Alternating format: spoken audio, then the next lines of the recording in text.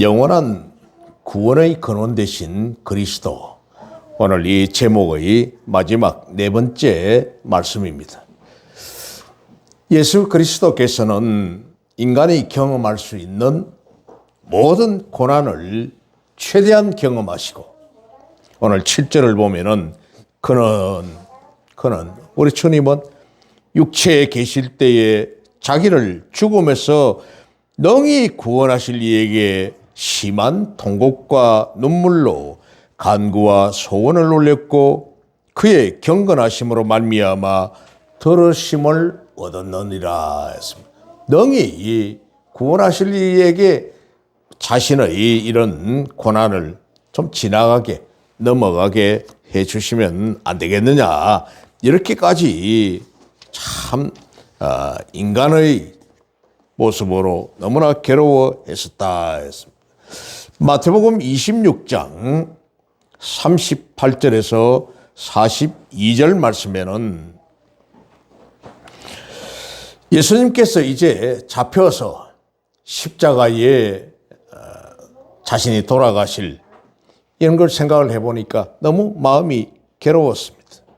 내 마음이 매우 고민하여 죽게 되었으니 너희는 여기 머물러 나와 함께 깨어 있으라 하시고, 조금 나아가서 얼굴을 땅에 대시고 엎드려 기도하여 이르시되, 내 아버지여, 만일 할만하시거든 이 잔을 내게서 지나가게 하옵소서. 이 고난을 내 아버지여 하실 수만 있으시면은 이 잔 넘어가게 하시면 안 되겠습니까? 그러나 나의 원대로 마시옵고 아버지의 원대로 하옵소서 하시고, 제자들에게 오사 그 자는 것을 보시고, 이제 제자들과 기도하라고, 제자들에게 기도하라고 말씀을 내놓고 조금 떨어진 곳에 주님께서 홀로 또 기도하시는데, 한참 기도하신 후에 와서 보니까 제자는 저를 굴굴 자고 있습니다. 베드로에게 말씀하시되, 너희가 나와 함께 1시간도 이렇게 깨어 있을 수 없더냐? 시험에 들지 않게 깨어 기도하라. 마음에는 원이로되 육신이 약하도다 하시고. 영문을 모르는 거죠. 제자들은 주님이 어떻게 되실지 3번에 걸쳐서 미리 예고를 했었습니다마는, 그들은 주님이 과연 돌아가실 것이라고는 꿈에도 생각 안 했습니다. 다시 두 번째 나아가 기도하여 이르시되, 또 괴로워서 내 아버지여, 만일 내가 마시지 않고는 이 잔이 내게서 지나갈 수 없거든 아버지의 원대로 되기를 원하나이다. 이렇게 또 아버지 앞에 구하고 있습니다.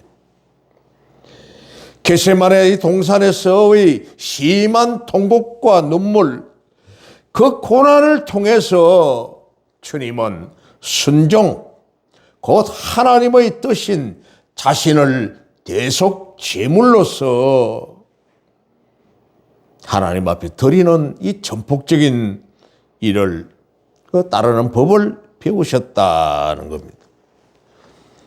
다시 18절 본문을 보면은, 그가 아들이시면서도 받으신 고난으로 순종함을 배워서, 고난으로 순종함을 배웠어. 참 어찌 보면은 보통 사람으로서 이해할 수가 없는 겁니다. 고난이 어떻게 순종이란 말입니까? 고난 당하는 것이 어떻게 순종이란 말입니까? 이렇게 따지고 대들고, 나는 그렇게 고난 받을 수 없습니다 하고, 이 고난 나는 벗어나야 되겠다고 할 것입니다마는, 이 고난을 통하여서 우리 주님은 순종함을 배웠다. 진정이란 사망의 깊은 골짜기를 다 거쳐가신 후에 그리스도는 마침내 인간을 이해하고 또 동정할 수 있는 대제사장으로서의 자격을 구비하신 것입니다. 그러므로 우리의 영원한 대제사장이신 예수님은 광야같이 척박한 인간의 자리에까지 찾아오셔서 친히 고통당하시고 또 심한 통곡과 눈물을 흘리셨으며 성부 하나님께 간절한 부르짖음까지 하심으로써 2번에 걸쳐서 죄와 절망에 시름하는 인간들의 깊은 상처를 충분히 이해하시고 또 그들을 돕는 자가 되실 수가 있었습니다. 더욱이 주님은 하나님의 뜻에 자신의 모든 의지를 꺾으심으로 참 순종을 배우심으로써 장차 순종하는 자들의 구원의 기틀을 마련해 주셨던 것입니다. 아멘. 9절을 더 보면은 온전하게 순종함을 배워서 온전하게 되셨은즉 자기에게 순종하는 모든 자에게 영원한 구원의 근원이 되시고, 따라서 이제 고난과 절망 속에서 탄식하고 있는 영혼들은 더 이상 아무런 주저 없이 우리의 영원한 대제사장이신 그리스도를 절대 신뢰하고 우리 앞의 고초를 회피하기는 인내하며 도리어 그 속에서 하나님의 뜻에 순종하기를 배워가야 할 것입니다. 이제 주 예수 그리스도의 대속 사역으로 말미암아 영적 오늘날 이 시대의 제사장이 된 우리 성도들은 영적으로 무식하여서 죄악에 미혹된 자를 능히 용납하여 감정의 간격을 조절하고 온화하고 단정한 감정을 가져야 하는 겁니다. 또 자신의 죄에 민감해야 한다 했습니다. 백성들의 죄 문제를 중보자로 속죄하기 이전에 먼저 자신과 가족들의 죄사함을 먼저 받고 난 후에 첫 하나님으로부터 시험받았던 그 아론의 이 중보 사역에도 역시 또 자신의 문제를 회개할 때는 모든 대제사장의 그 존귀함을 내려놓고 버리고 죄 많고 허물 많은 한 인간의 모습으로 돌아가서 겸허한 자세로 해야 한다는 것입니다. 이 옷을 벗어버리고 평민이 입는 하얀 흰 세마포 옷을 입고 자신과 자신의 가족들과 자신에게 따른 그런 가족들을 위하여서 먼저 자신의 가족부터 죄사함을 받고 백성들의 죄사함을 구했다. 그런 대제사장은 하나님으로부터 인정받아야 한다 했습니다.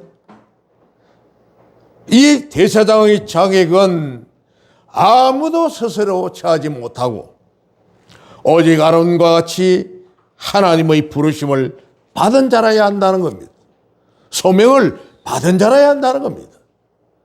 전 시간에도 말씀을 드렸습니다마는 사역자들, 특히 사역자들은 하나님 앞에 소명받지 않은 자가 사역자로 부름을 받았다가는 큰 고난을 당하고 하물며 목회 현장을 포기해버리는, 물론 오죽했으면 그렇겠습니까마는 작년 1월 중순부터 지금까지 전국에 있는 교회가 코로나 팬데믹으로 말미암아 1만 개의 교회가 문을 닫았다고 합니다. 저희 종들이 교회를 떠났다는 겁니다. 자신의 그 사역을 포기해버렸다는 겁니다. 신학대학을 나오고 신학대학원을 나왔지만은 목회를 하지 않고 세상 직장으로 간 사람들도 엄청나게 많다는 겁니다.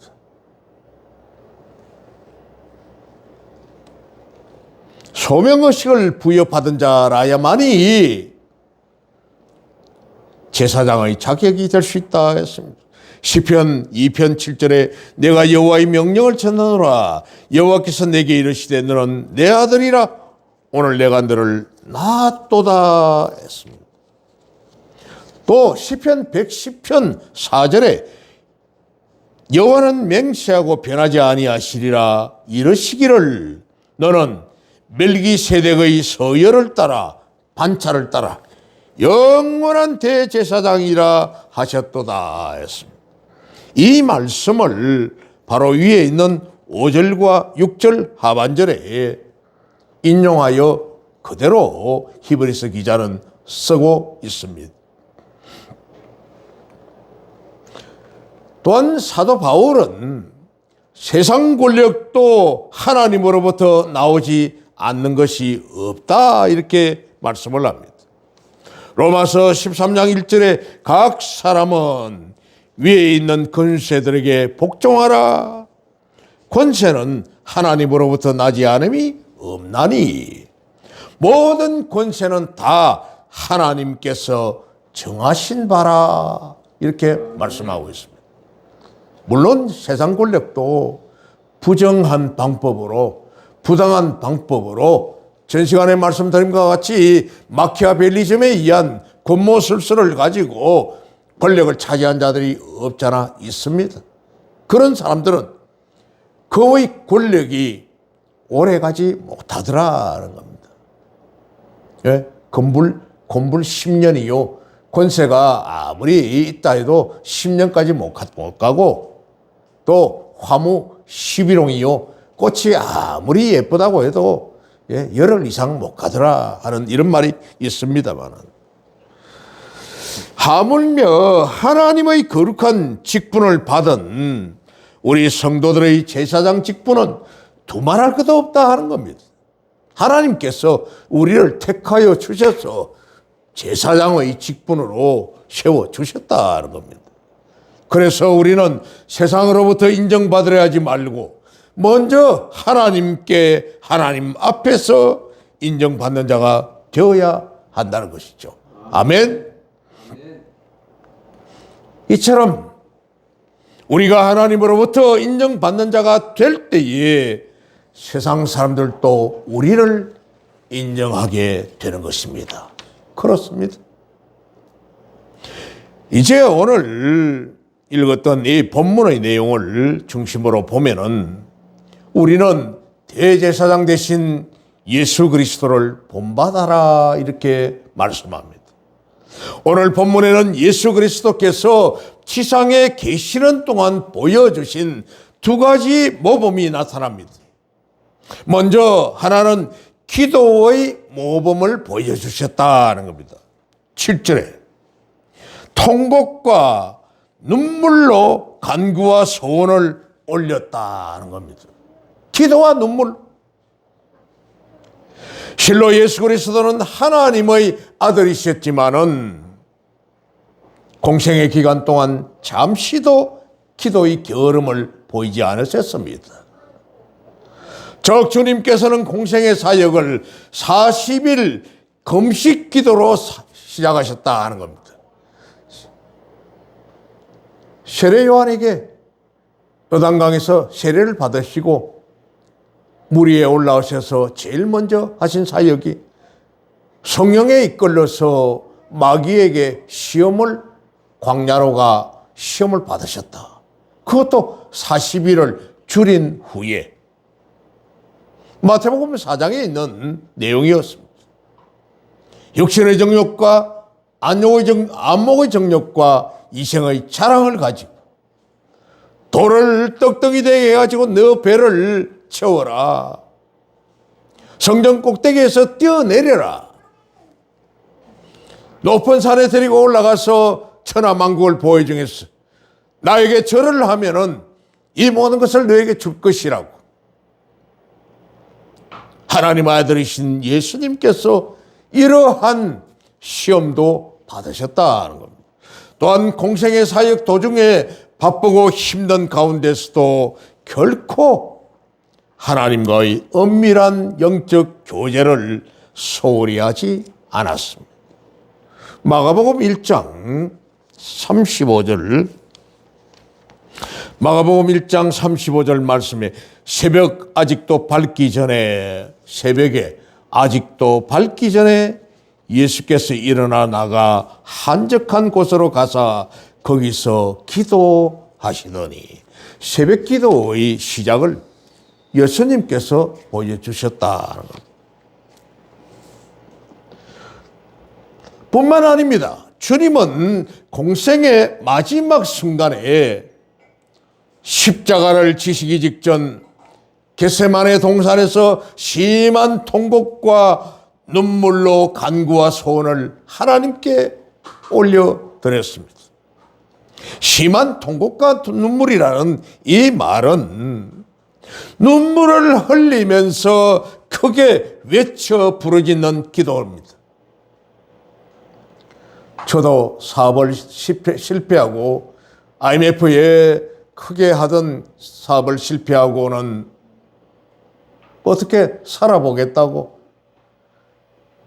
심야 12시부터 새벽 4시까지 하는 기도원을 2년간 밤에 심야 기도를 갔습니다.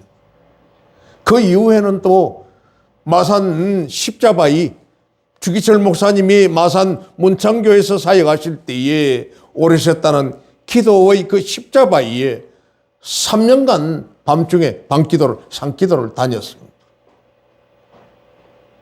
주여 주여 하다가 나중에는 주여가 아니라 죽여 했습니다. 날 죽이라고.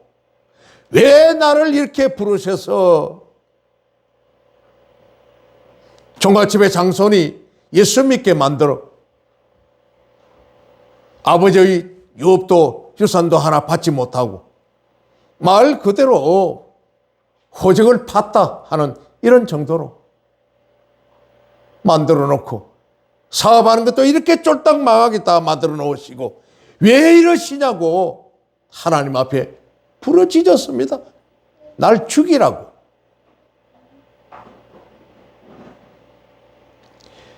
참으로 그 기도가 주님의 크게 외쳐 부르는 그 기도 얼마나 간절했는지를 보여주며 간구와 소원은 기도의 서로 다른 표현으로서 그 기도가 장시간 지속됐다는 말을 강조하는 것입니다. 밤을 꼬박 새우면서. 그렇다면 우리 주님께서 이토록 밤을 새우며 눈물로서 간절히 외쳐 부르짖은 그 기도의 내용이 무엇이었습니까? 그것은 잠시 후에 있을 십자가 죽음이 자신의 뜻이 아닌 하나님 아버지의 뜻 가운데 이루어지기를 바라는 그러한 간구였다는 겁니다. 마가복음 14장 36절에 이르시되 아빠 아버지여 아버지께서는 모든 것이 가능하오니 이 잔을 내게서 옮기시옵소서. 얼마나 얘가 터졌으면 얼마나 간절했으면 그러나 나의 원대로 마시옵고 아버지의 원대로 하옵소서. 예수님의 그 기도하는 겟세마네 동산에서의 마지막 이 기도가 땀이 핏방울과 같이 되었더라고 했습니다. 얼마나 간절했던지. 말 그대로 간절이란 그 뜻은 간이 소금에 절여져 있는 것과 같이 그렇게 따갑고 아프고 비통한 이런 심정을 표현한 것입니다. 그래서 히브리서 기자는 오늘 7절에서 예수님의 이 기도를 가르쳐 하나님을 경외함으로 드린 기도라고 했습니다. 7절에 그의 경건하심으로 말미암아 들으심을 얻었느니라 했습니다. 경건하심으로 하나님을 하나님 아버지를 경외함으로 그랬던 그 들으심을 얻었다. 이처럼 우리 주님께서는 자신의 죽음조차도 눈물과 통곡으로 하나님의 손에 모두 맡기셨습니다. 그렇다면 사랑하는 성도 여러분, 우리의 기도 내용은 어떻습니까? 우리는 과연 하나님 앞에 합당한 기도를 드리고 있으신가요? 또한 주님께서의 이 기도의 두 가지 모범 중에 한 가지는 고난 가운데서 순종의 모범을 보이셨다는 겁니다. 8절에 있는 것 같이 그가 들으시면서도 받으신 고난으로 순종함을 배웠다. 순종은 그리스도인의 중요한 미덕 가운데 하나입니다. 왜냐하면 우리 성도들은 복음의 진리에 순종함으로써 우리 생활의 최고 목표인 성화, sanctification이라고 하는 것이, 예? 미국에 가면은 샌프란시스코 하는 샌이란 이 말이 바로 성, 프란치스코 교황의 이름을 말하는 것입니다만, 성 샌이라는 게 산티에이고 하는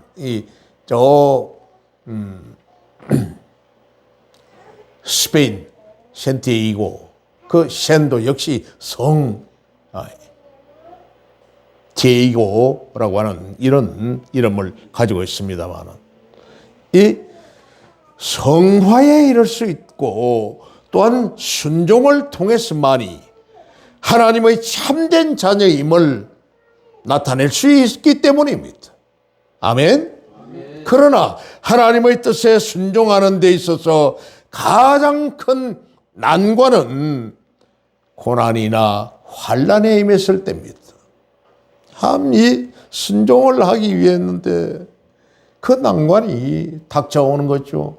아무리 순종하려고 해도 환난과 고난이 닥쳐오면은 참으로 순종하기가 어렵습니다. 직장을 잃었다든지 사업을 실패했다든지 뭐 어떻게 어려움을 당해가지고 가정에 어려움이 왔다든지 사업에 직장에 어려움이 와서 거기에 구조조정 대상이 되었다든지 이런 게 왔을 때 참으로 순종하기가 어렵습니다.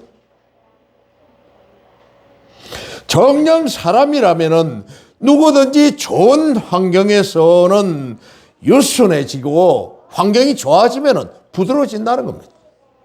또한 사람의 도리를 잘 지키는 법입니다. 그거 환경이 좋으면은 환경이 좋아졌는데 나빠질 이유는 하나도 없죠. 이는 우리 성도의 경우도 마찬가지로서 성도 역시 좋은 환경에서는 크게 하나님의 뜻을 저버리지 아니하고 또 하나님의 뜻에 순종하기 위해 애를 쓰는 법입니다. 가정이 부유하고 걱정거리가 없고 걱정 근심이 없이 자녀들이 잘 자라주고 있고 좋은 환경에 좋은 학교를 가고 뭐든지 뒷받침이 잘 되고 있으면은 야, 복 받았다. 하나님 은혜다 하면서 평안합니다. 뭐든지 평안해요. 그러나 성경은 고난 가운데서도 하나님께 순종할 것을 가르치는데 오늘 본문이 바로 이런 신뢰라는 겁니다. 아멘. 오늘 본문이 바로 이런 실질적인 고난 가운데서도 순종하라는 것을 가르칩니다.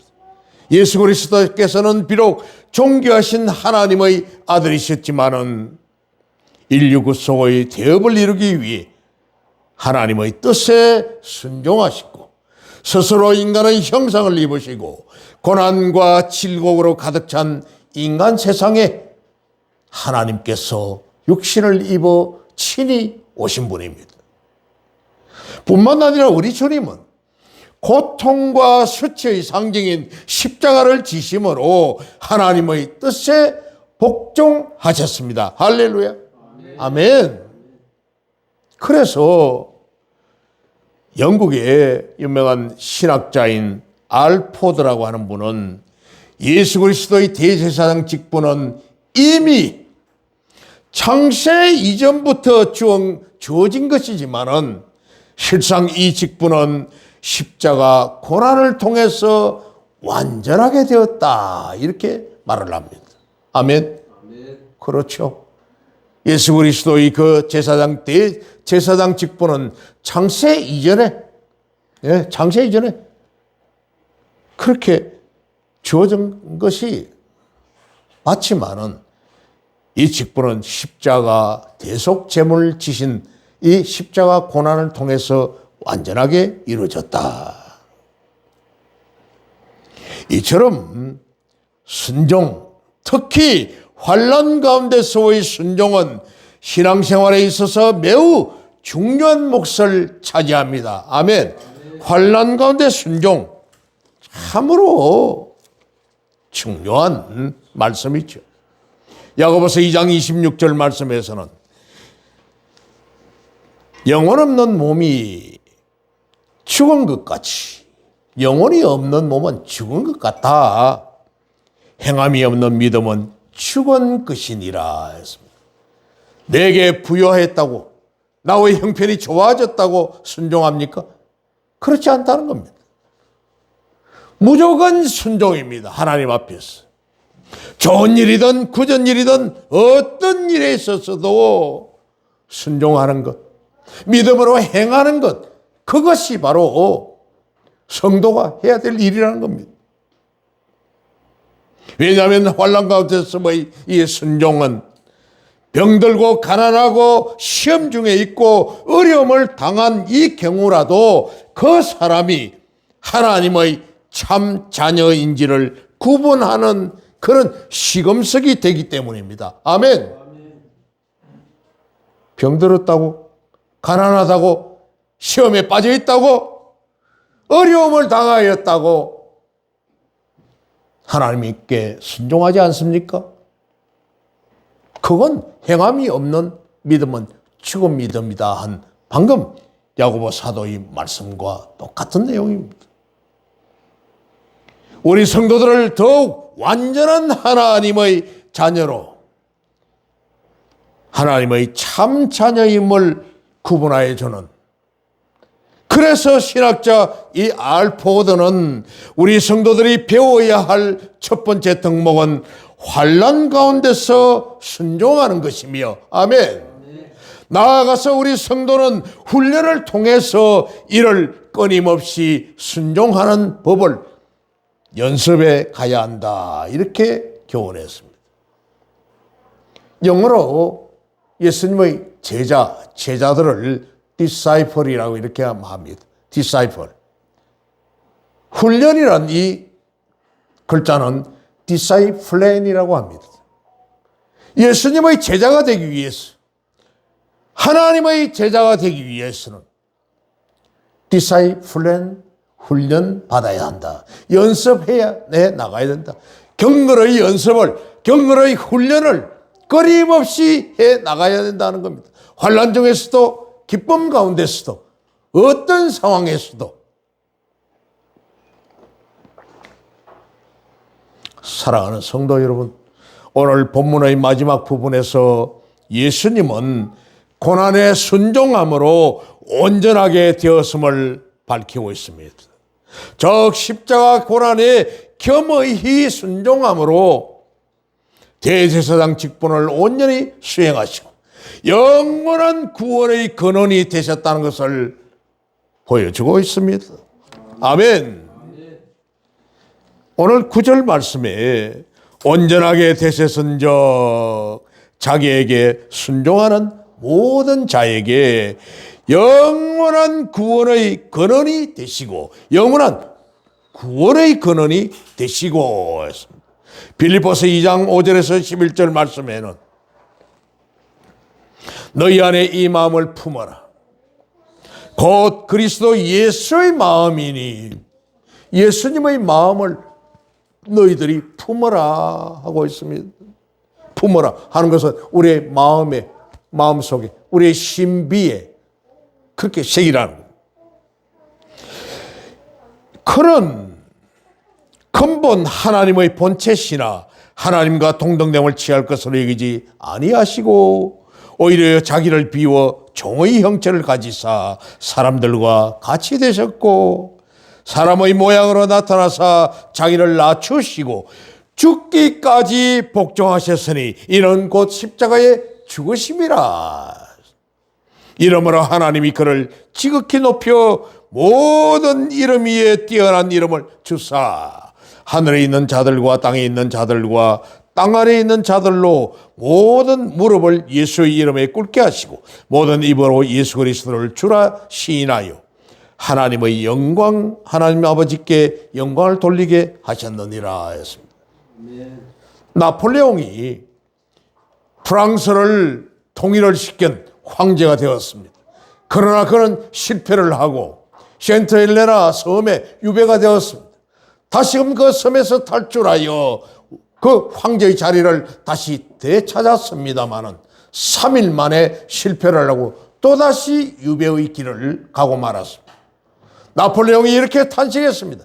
저 예수는 유대 땅에 그 가난하고 초라하게 그렇게 태어났었지만은 자기의 일생에 겨우 3년 동안 12명의 제자밖에 만들지 못하였지만은 나는 이 거대한 프랑스를 통일을 시키고 황제의 자리에 올랐으나 나는 실패하였고 저 예수는 온 세계가 저를 존경하고 인정하는도다 하고 탄식을 했다고 합니다.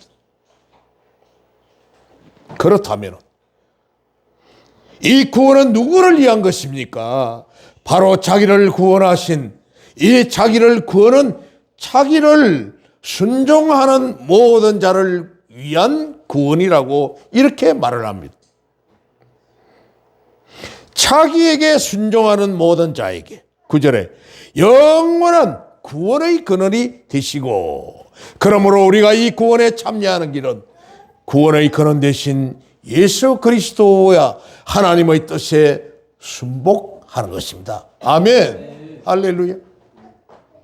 우리 성도는 하나님의 높고 거룩하신 뜻을 쫓아 순종하는 자들이 되시기 바랍니다. 진실로 영혼과 육신이 분리가 될 수 없듯이 신앙과 순종은 결코 분리될 수 없음을 명심하시고 주님을 본받는 삶을 살아 승리하는 저와 여러분 되시기를 우리 주님의 이름으로 축원합니다. 아멘. 기도하겠습니다.